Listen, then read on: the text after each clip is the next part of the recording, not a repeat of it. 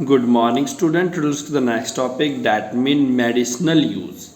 तो बेटा in the previous lecture हमने पढ़ा था माइक्रो ऑर्गेनिज्म एंड अस, एंड आप पढ़ेंगे इसके मेडिसिनल यूजेस के regarding. Making medicine and vaccines. Antibiotics are medicines that destroy micro organism. They are prepared using bacteria and fungi. ठीक है बेटा, देखो बैक्टीरिया, फंगी और माइक्रो ऑर्गेनिज्म को बेटा मारने के लिए हम बैक्टीरिया और फंगी एक्सेट्रा को ही यूज़ करते हैं। ठीक है बेटा, जैसे कि अभी कोरोना वायरस की जो वैक्सीन बनी है ना, आपको पता है उसके अंदर क्या है? उसके अंदर बच्चे डेड वायरसेस डाले गए हैं। ठीक है बेटा, ताकि जब वो हमारे बॉडी में जाए तो हमारे बॉडी में ना, हमारी बॉडी का जो इम्यून सिस्टम है ना, जब वो वायरस हमारे बॉडी में जाएगा, क्योंकि वो डेड है तो वो हमें कोई नुकसान नहीं पहुंचाएगा, बट जब हमारे बॉडी में जाता है तो हमारे इम्यून सिस्टम क्या करता है? इम्यून सिस्टम बेटा वो होता है जो वायरसों से लड़ता है। इम्यून सिस्टम को लगता है कि एक वायरस आ गया है, ये इस तरह का वायरस है, तो मुझे लड़ने के लिए अपने आप को तैयार करना। इम्यून सिस्टम बेटा वायरस टू वायरस अपने आप को तैयार करता है। तो इस वायरस को इंजेक्शन के थ्रू हमारे बॉडी में मिक्स करके इंजेक्ट किया जा रहा है, मतलब मरे हुए वायरस को, ताकि हमारी इम्यून सिस्टम अपने आप को उतना तैयार कर सके, ताकि अगर एक्चुअल में कभी कोरोना वायरस हमारी बॉडी पर अटैक करे तो वो पहले से तैयार रहे और उस कोरोना वायरस का हमारे पर कोई इफेक्ट ना पड़े। Penicillin is a antibiotic certain diseases causing prepared from fungi called penicillinium. ठीक है बेटा, अब देखो चाहे वो एंटीबायोटिक की बात करो, सबसे पहले बात करो पेनिसिलिन की, वो पेनिसिलिन नाम के ही बैक्टीरिया से बनाया जाता है, पेनिसिलिनियम नोटाटम। ठीक है, some other now antibiotics are tetracycline and streptomycins बो। ठीक है बेटा, ये दोनों जो होते हैं, ये जो मैंने आपको दो नेम बताया टेट्रासाइलिन, स्ट्रिप्टोमाइसिन्स, ये दोनों हमें बैक्टीरिया और ईस्ट से मिलते हैं। ठीक है, इन दोनों के कॉम्बिनेशन से क्या बनाया जाता है? एक टैबलेट बनाया जाता है। ठीक है, when disease causing microbes enter in our body produce antibodies against it. मैंने बोला था ना, जब भी हमारे बॉडी के अंदर कोई बैक्टीरिया, माइक्रोऑर्गेनिज्म एक्सेट्रा एंटर करता है तो हमारी बॉडी उससे लड़ने के लिए एंटीबॉडीज बनाता है। ठीक है, एंटीबॉडीज मतलब उनसे जो बैक्टीरिया हमारे बॉडी के अंदर आया या तो उतना पावरफुल हो या उससे ज़्यादा पावरफुल हो, ताकि वो उससे लड़कर उसे ख़त्म कर सके। These antibodies fight and destroy them and remain in our body to the fight future infection। और ये एंटीबॉडीज हमारे बॉडी में ऑलवेज रहता है, ताकि इन फ्यूचर में भी कभी वो आए तो हमारे बॉडी का टेम्परेचर को, हमारे बॉडी को उससे बचा सके। अब देखो फ्लू क्यों होता है, एग्जाम्पल के लिए अगर बोलूँ आपको, फ्लू क्यों होता है, फीवर क्यों होता है? फीवर इसलिए होता है क्योंकि अगर हम आपके बॉडी में अनवांटेड या कोई ऐसा बैक्टीरिया एंटर कर जाता है जो आपकी बॉडी में नहीं करना चाहिए, तो बॉडी अपने आप को क्या करता है? हीट अप करता है और आपको इंडिकेट करता है कि आपकी बॉडी में कोई बैक्टीरिया एंटर कर गया है, आप कोई मेडिसिन एक्सेट्रा ले लो, अदरवाइज ये आपको हार्म पहुंचा सकता है।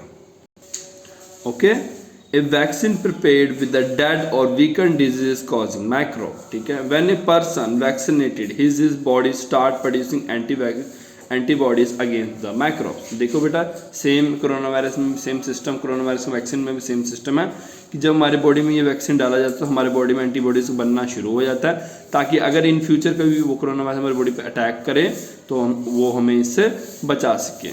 ठीक है, vaccine protect us from diseases like typhoid, cholera, hepatitis, polio, smallpox. Vaccine are also available for the diseases like swine flu. ठीक है बेटा, simple flu.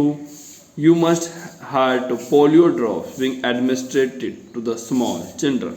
देखो बेटा, इंडिया में तो पोलियो ना के बराबर है, रेयर ही कई केस पोलियो का आता है, बट साउथ अफ्रीका की अगर हम बात करें वहाँ पे अभी भी पोलियो है, या हमारे पड़ोसी की बात करें तो वहाँ अभी भी पोलियो है।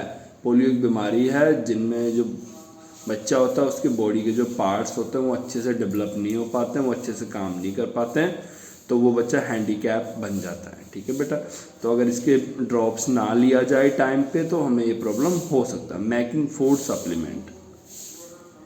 देखो फूड सप्लीमेंट क्या होता है? जो हमारे बॉडी को एक्स्ट्रा एनर्जी प्रोवाइड करता है कुछ कम टाइमों में। ठीक है, अब क्या करते हैं, protein and other nutrient and thus used as a food supplement. कुछ एल्गी होते हैं, देखो बेटा ये एल्गी है किसी एक टाइप का एल्गी है, इसको यूज़ करते हैं फूड सप्लीमेंट में इन ह्यूमन बॉडी। लैक्टोबैसिलम ये भी एक तरह का बैक्टीरिया होता है, ये हमारे ह्यूमन बींग के किस में पाया जाता है, इंटेस्टाइन में, हमारे पेट के अंदर पाया जाता है, ठीक है।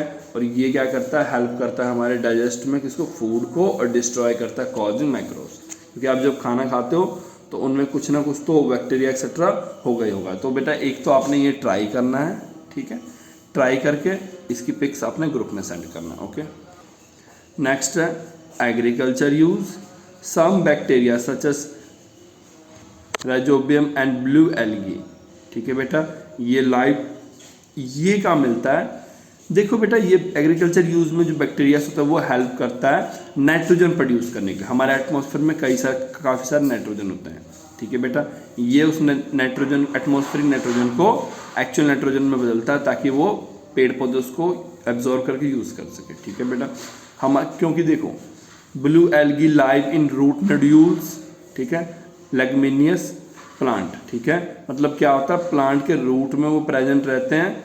They help in nitrogen fixation, ये हेल्प करता है नाइट्रोजन फिक्सेशन में, और ये अब्जॉर्ब करता है नाइट्रोजन को कहाँ से, एटमॉस्फेयर से, to enrich the soil and make the nitrogen available the plant and nitrates, ठीक है बेटा। ये क्या करता है, नाइट्रोजन को एटमॉस्फेयर से लेता है, ठीक है, और वो सारे नाइट्रोजन कहाँ दे देता है, मिट्टी में दे देता है, ताकि वो जो नाइट्रोजन मिट्टी में है उसको बाद में प्लांट ले सके। और वो जो नाइट्रोजन को वो एटमॉस्फेयर से लेकर मिट्टी में देता है वो कौन से फॉर्म में देता है, नाइट्राइट्स के फॉर्म में।